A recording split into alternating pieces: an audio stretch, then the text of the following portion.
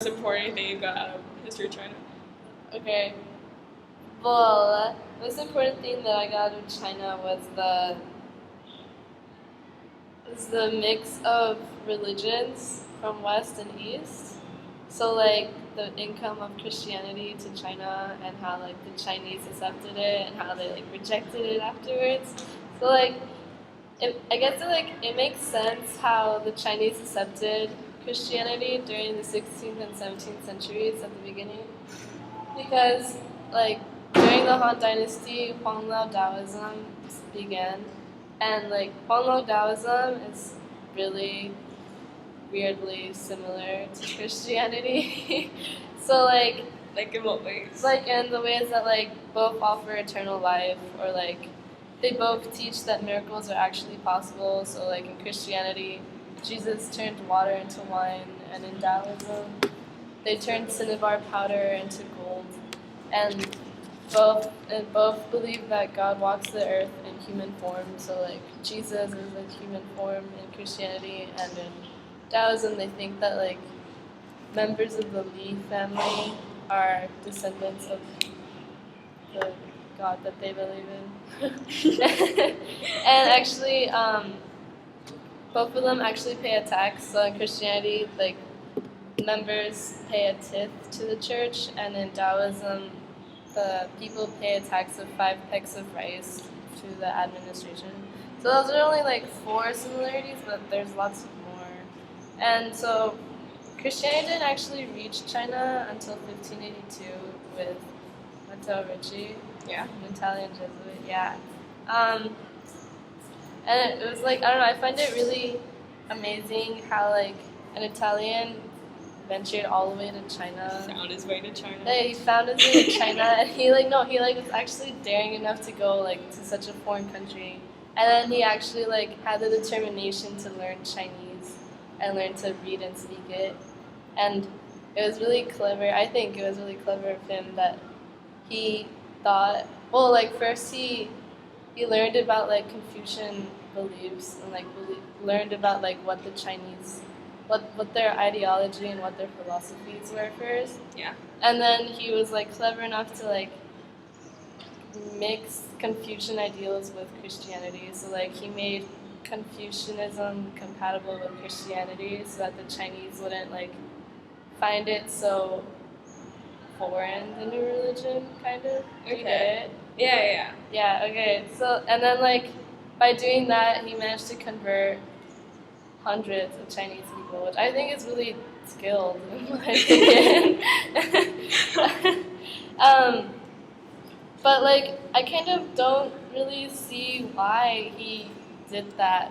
If like What do you mean? Like why he converted? No, why he used Confucian ideas instead of Taoist ideas, since the Huanglao Taoism was so similar to Christianity. Like, why didn't he just say they were kind of like the same thing-ish, instead of going through the trouble of finding or making Confucianism compatible with Christianity? I don't get it. But Well, maybe at that time, Confucianism was more popular. Was it? Maybe. I think so. Maybe, because maybe like Huanglao Taoism like died out, and then Confucianism like rose again. Oh yeah. Yeah, that makes sense. Yeah. Yeah. Yeah, okay, I think you're right. Okay. What was I gonna say? But I think it like I feel like Christianity could have actually happened in.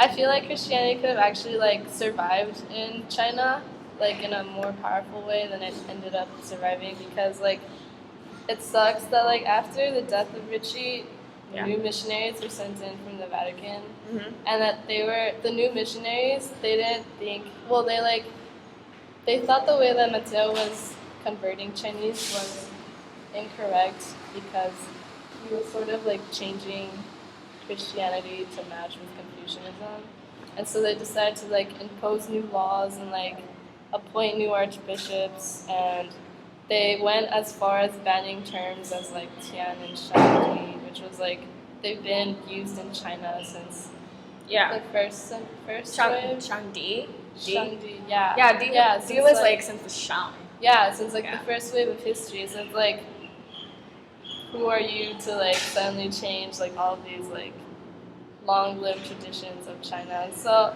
like, and they also banned like the rituals of Confucianism, which was how Mateo Ricci like how he converted people by using the rituals of Confucianism. So like, I guess it makes sense that Kangxi dispelled the missionaries from China completely.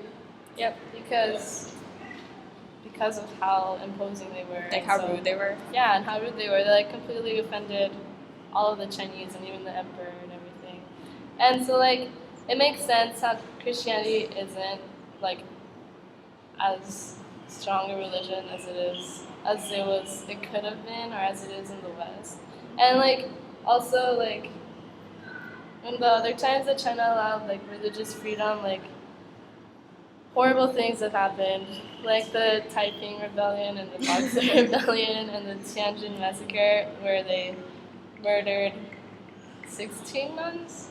How many nuns did they murder? I think 16. Yeah. So yeah, I don't know. It's just